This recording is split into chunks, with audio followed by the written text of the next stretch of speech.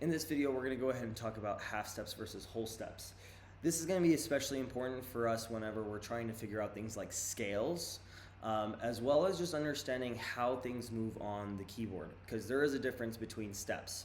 Now, there are going to be two sheets that I will be using. One will be more of an informative sheet, and then the other one will be the worksheet. In this video specifically, we are going to go ahead and go more so over the information, and then there is a separate video specifically on the worksheet. But one of the things that you have to really remember is that a half step is when we go from one key to another, and that's regardless of whether it is a black or white key. So it doesn't matter if it's black or white. Let's say I'm going from C and I'm going to the very, very next note. So like for example here, C to this black note, that would be a half step. Now, when we're going a whole step is when we go two half steps. And again, it goes back to that phrasing of two halves makes a whole. But you can also think that we just really skip one key. So like here, in this case, you could think, okay, I go up a half step, then I go up another half step, and that gives me a whole step. Or what you can just think is that, okay, I start on this note, skip a half step, and then that gives me a whole step. Either one of those ideas work. But like C to D, for instance, would end up being a whole step. Now, there are certain places that are tricky on the piano, and that's why I've drawn out the keyboard here, just so that we can understand it. And forgive me, I'm not much of an artist.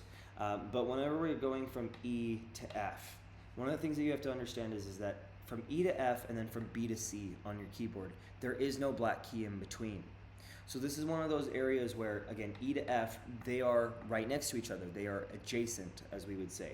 And so because of that, this would be a half step rather than a whole step, because they're right next to each other. The keys right next to each other. So what that would mean is that if I wanted to go up a whole step from E, I would actually go up to this black key right here, which we oftentimes will either call F sharp or G flat, either one, okay? But that would be a whole step. Same thing for here when we go from B to C, that's a half step. So if I want to go from B up a whole step, then I would have to go to C sharp, or also known as D flat.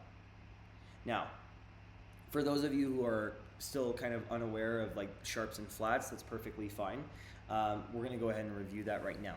So in music, we have these ideas which we call accidentals. One of the ones that I haven't included in here is what's called a natural sign. So again, this is what we call natural.